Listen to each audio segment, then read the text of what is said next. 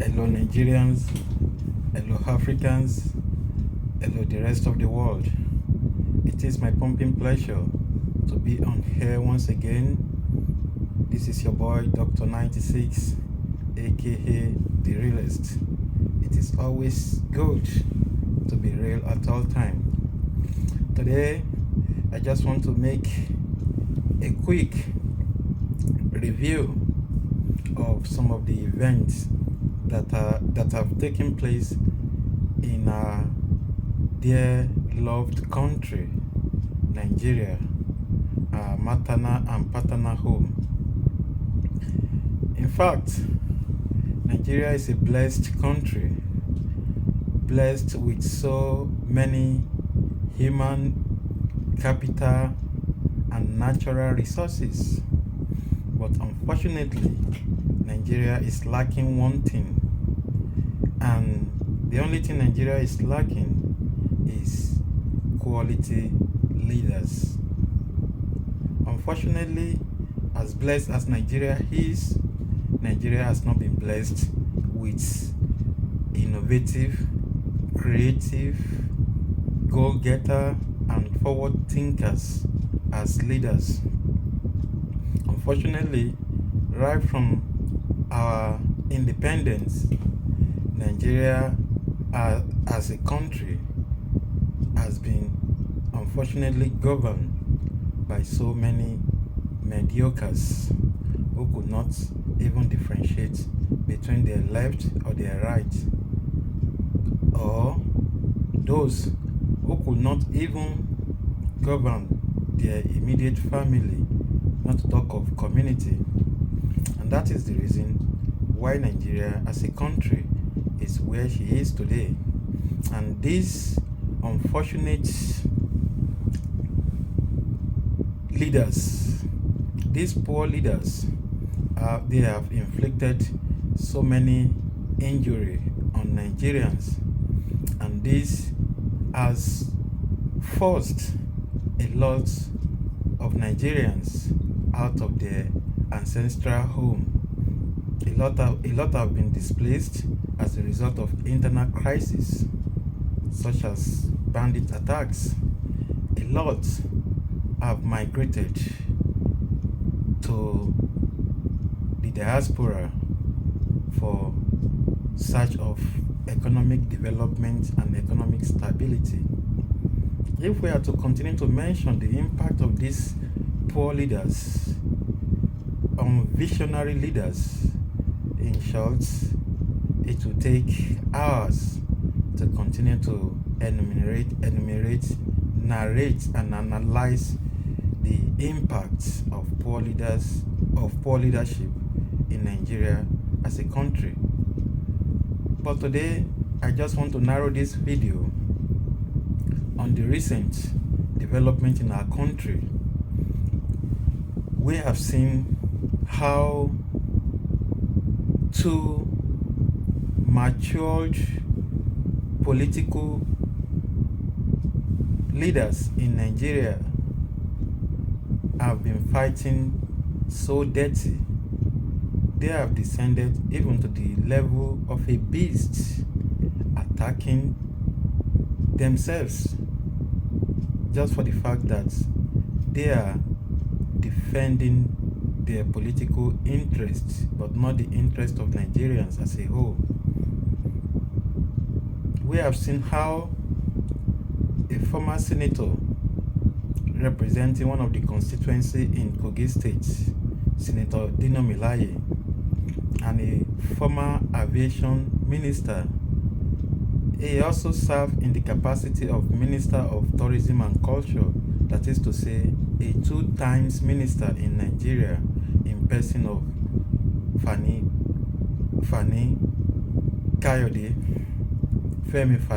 Kayode, FFK, popularly known. We've seen how these two individuals have been fighting like babies, like monsters on social media, attacking themselves just because they are defending their political interest, but not the interest of Nigerians. We have seen how Dino FFK and Fani Kayode have been throwing punches on each other, spreading their dirty linens on social media. What they don't know is that internet never forgets. Internet has everlasting memory.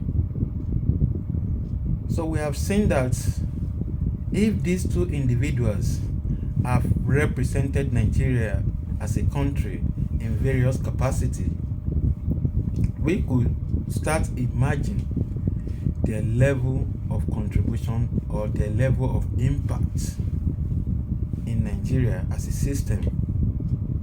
If buffoons, if mediocres, if lunatics, if thugs have represented Nigeria in various capacity, it is in no doubt that their impact will be nothing short of negative and disaster.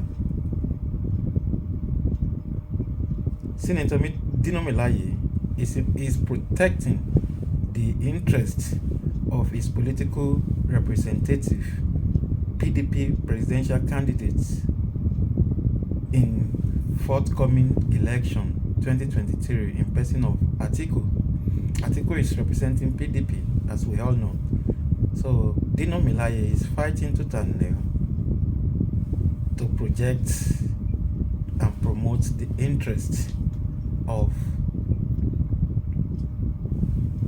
the party representative in person of Alhaji Atiku Abubakar, while Femi Fani Kayode FFK is protecting the interests of his party representative APC in forthcoming election in person of Senator Bola Ahmed Tinubu. We have seen that these people are nothing but fools, because if mature individuals in their late 40s and early 60s could condensate so low beyond the level of a primary school puppies, making skits to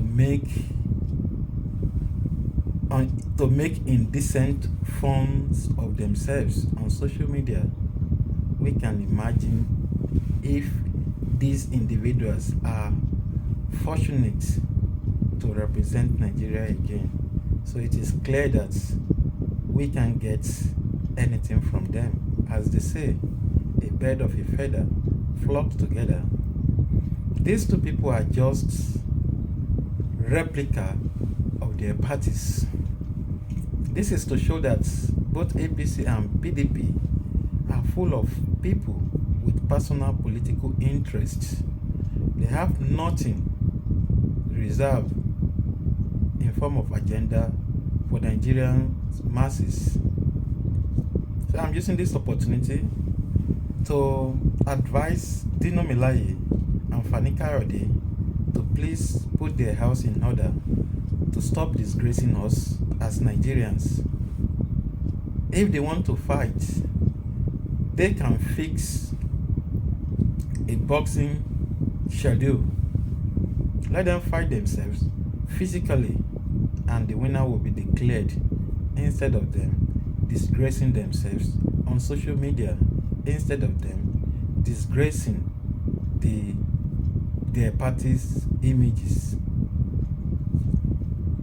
That is it for Senator Dino and Fani Kayode. Now, my second concern is centered on how APC and PDP governors have orchestrated plans to stop obedient movement at all levels. If I say orchestrated plans, I'm not just mincing words. This is the reality. This is a fact. It has happened in Kaduna State, where Kaduna State governor, in in person of El Rufai, stopped obedient movements. He prevented them from rally in Kaduna. And the second attack on the obedience movement in Ebonyi State, planned and executed by the governor of Ebonyi State in person of David Umahi. We have seen how these governors are denying Nigerians their fundamental rights, the right to peaceful assemblies. We have seen how derogatory, we have seen how little-minded these governors are. And they are nothing short of their parties, because both parties have been representing Nigeria since 1999, but nothing comes out of it.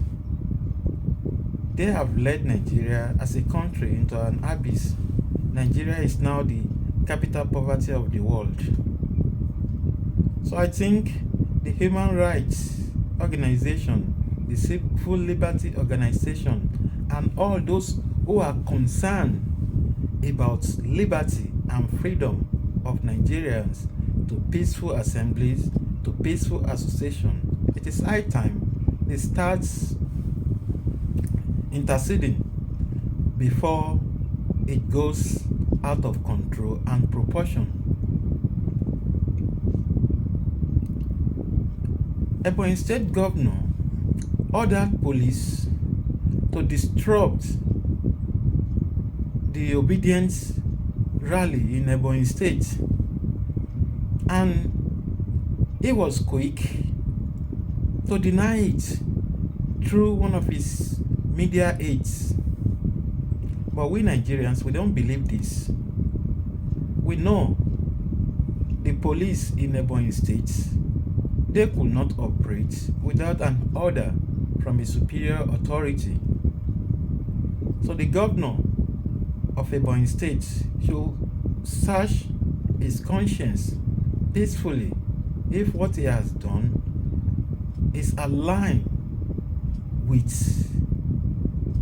democracy.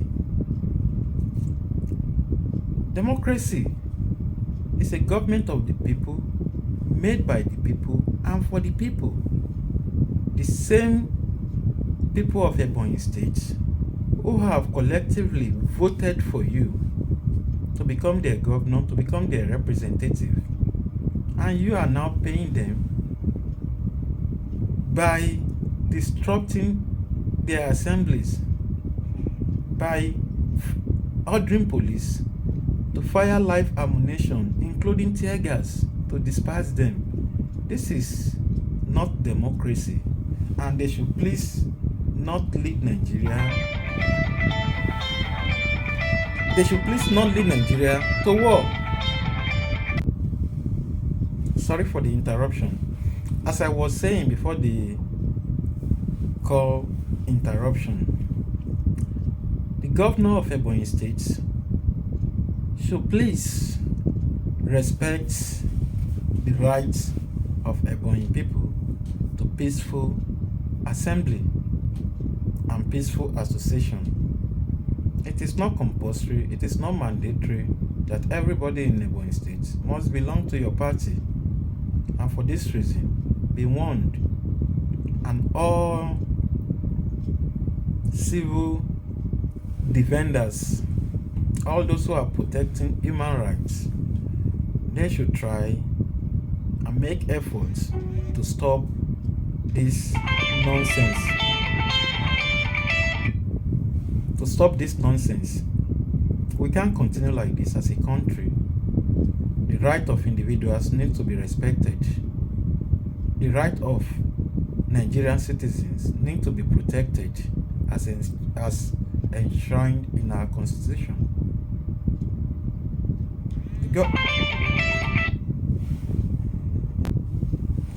Furthermore, now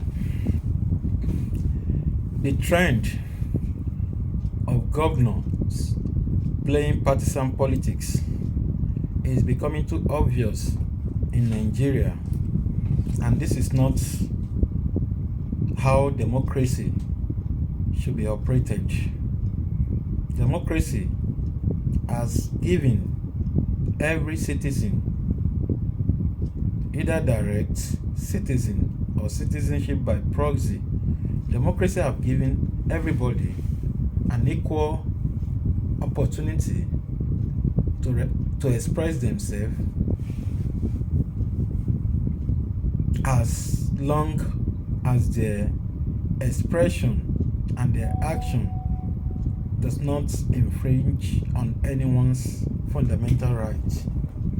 So governors trying to stop peaceful assemblies of party loyalists is nothing but a crime according to Nigeria's constitution, and therefore all other governors who might have this barbaric intention should desist and deviate, so that there will not be anarchy in the country. Because when people have no means of voicing out themselves peacefully, definitely they might resort to the other way of compelling the government listening to them, which is by violence. And that does not profit anyone, including the governors, the states, and the citizens themselves. Now, it has happened in Kaduna State, it has happened in Ebonyi State. Now, we've seen recent declaration by Lagos State government that they are trying to close 2 markets indefinitely. These markets are Oyingbo markets and Ladipo markets respectively. And we all know these 2 markets are represented majorly by a certain part of the country, which are the Igbos. About 70% or more of traders in each of these markets are Igbos. And we all know the political inclination of Igbos. We all know their presidential candidate preference. So if a state, an APC governed state, is now saying that they are going to close 2 markets belonging to a certain party loyalist, Labour Party's loyalist, indefinitely, this is nothing short of partisan politics. That is, closing a market indefinitely is like trying to take economic power out of those who operate in the markets. It's a way of disorganizing them. It's a way of making them vulnerable. Even has been said by the Lagos State's Environmental Protection Agency that these 2 markets are not meeting up with the environmental standard. I think the right thing the governor, the state could do is to compel them to meet up with environmental standard within specific time. Even if this might result in a temporary closure of the market for a specific period, that is reasonable and understandable. But for a state to be coming out saying that 2 major markets in a state that is being dominated by a particular ethnic group who have their political alliance with a particular party, for the governor to say that they are going to close these two markets indefinitely, this is nothing like a direct target on the economic influence and power of those who are operating in the market. This is wrong step for a governor or for a state to take at this crucial and critical time. At this sensitive time, any reasonable government should not embark on such action, because people will read meaning to their action even if it is genuine. The best way they could ameliorate the situation is to compel the market leadership, the two market leadership, to enforce environmental principles on all the operators in the market. Is to tell them, to give them a timeline to meet up with environmental standard requirement of Lagos State. If they disobey, they can close the market temporarily, but closing a market indefinitely is absurd, barbaric, and it has a lot of political undertone. An indefinite period has no specific timeline. It might be a day, it might be a week, it might be a month, it might be a year, it might be 2 years, it might be 3 years. Who knows? So the government of Lagos State should be warned to desist from this barbaric tendency, from this barbaric and nepotic ambition. Those who are operating in the markets, they are contributing to the economic development of Lagos State. They are paying their taxes, they are paying their levies. So the government is benefiting from them. If at all they have violated any environmental law, they should be corrected and put into order, not by threatening with indefinite closure of the markets. It's unheard of. So I will encourage the Lagos State Governor not to run foul of the law of the states, which has guaranteed freedom and liberty of everyone residing in Lagos to a legitimate economic activities. He should not try to please his godfather, the presidential candidate of APC. He should not compromise his position as a governor. A governor should be neutral, and people have the will, they have the liberty, they have the freedom, they have the temerity, the courage, and absolute power to align with any political party that best suit their interests.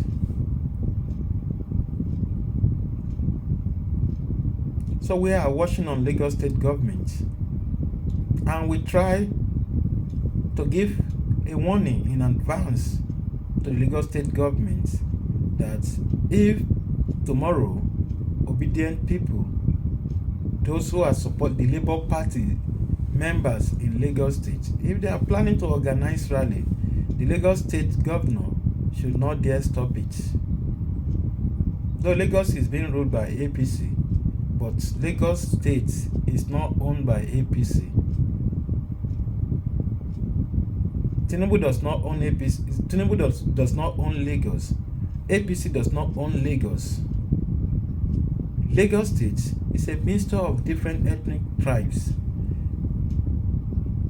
Lagos State represents all the ethnics and tribes in Nigeria. As a result, no one should prevent people from associating or openly declare their political interest. So we should respect Nigerian constitution, we should respect our citizens in everything we are planning in Nigeria. So this is a warning to the Lagos state government. Please never make an attempt to stop obedient rally in case, if any, is coming in the nearest future, because this might totally jeopardize the opportunity of APC to retain power in Lagos State in 2023. Already, a lot of people have been projecting their interest toward PDP governorship candidates in Lagos State comes 2023. And a lot have been thinking of aligning with probably Labour Party governorship candidate in Lagos State. So in order for Lagos governor and the APC leaders in Lagos State to throw the opportunity away blindly, they should respect the fundamental rights of Nigerians residing in Lagos State. This is just my contribution today.